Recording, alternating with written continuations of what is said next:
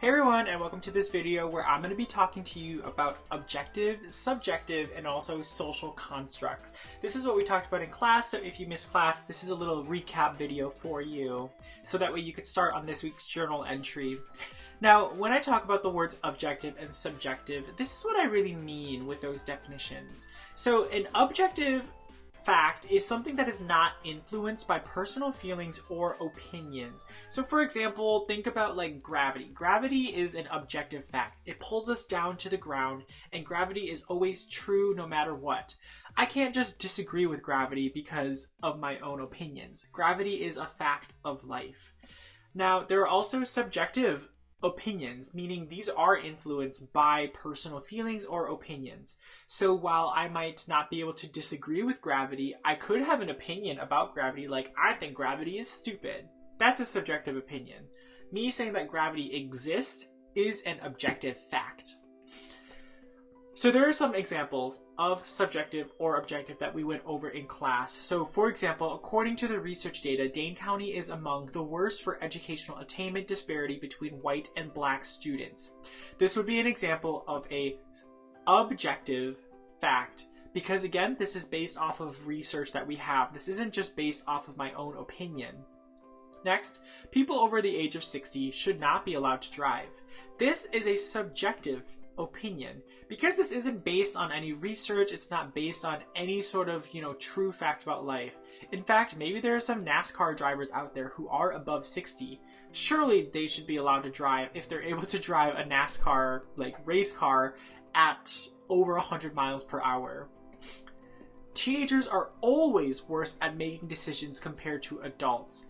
Now, this is subjective, and this is subjective because of that word always right there. It's not a fact that teenagers always are worse at making decisions. Sometimes they are worse. Definitely sometimes teenagers are worse at making decisions compared to an adult. But is it true that they are always worse at making those decisions? Not necessarily. And that's why that word always makes this a subjective opinion, not an objective fact. When I, Mr. Her, was 14 years old, I started working at McDonald's. Now, that is a true fact. That's just a fact about my life. And in this case, that would be an objective fact. Facts about our lives, information about ourselves, those are just objective. As long as we're not lying, obviously. If I actually worked at Subway, then this would just be a lie. It's not an objective fact or a subjective opinion. It's just straight up a lie. But facts about ourselves are, again, objective facts. So based on the development of the prefrontal cortex, teenagers tend to make different decisions than adults in the same situations. This is an objective fact. This is actually something that has been researched, that we have data about, and also that word tend right there. You can think about that as the same as saying usually. So teenagers usually make different decisions than adults in the same situations. And when we say they usually do it, that is a fact. We can record and we can observe that teenagers usually make different decisions. However, do teenagers always make different decisions? That is not true. We can't necessarily go around and say, you know what, every single teenager in every single part of the world is going to make a different decision, or is going to make a different decision than an adult in the same situation. That is not simply something that we have the data for, and this, therefore, is probably more of an opinion than it is a fact. Now, when we start to break down the idea of an English student, a good English student is someone who always gets an A in English class. That's a subjective opinion. There is no data that says every single good English student gets an A in English class. Next, a good English student has perfect grammar. Again, that's a subjective opinion. I think very few of us have perfect grammar. I for sure don't have perfect grammar all the time. Does that mean that I'm a bad English student? Not necessarily. I would say these days I'm a pretty good English student since, I'm an English teacher. But I don't have perfect grammar. So this also would be a subjective opinion.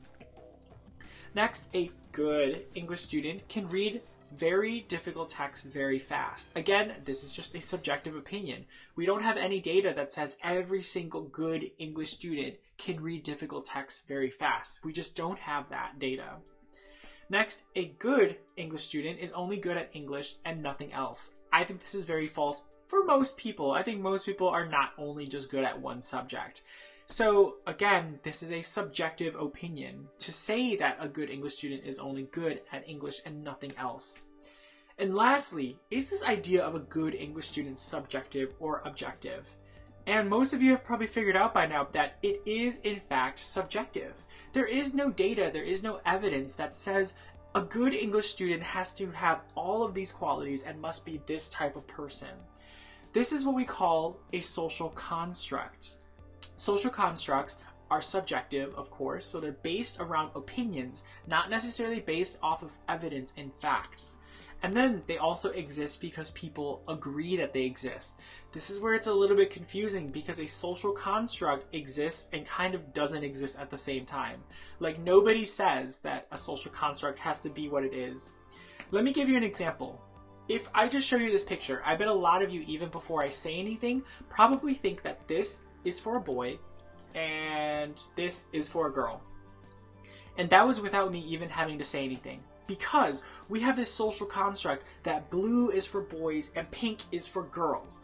But we don't have any evidence that actually says this makes a difference. Like, we don't have a researcher who's saying like, ah, yes, blue brings out the testosterone and the manliness of boy babies.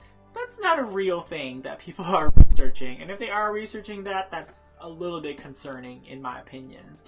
But we have no, there's nothing about ourselves that says blue has to be for boys and pink has to be for girls. Nothing says that.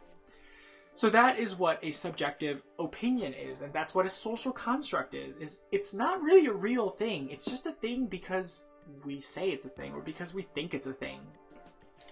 Now, some of your work is going to revolve around this idea of what a typical MHS student is or what a typical good English student is. That's what your journal entry is going to be.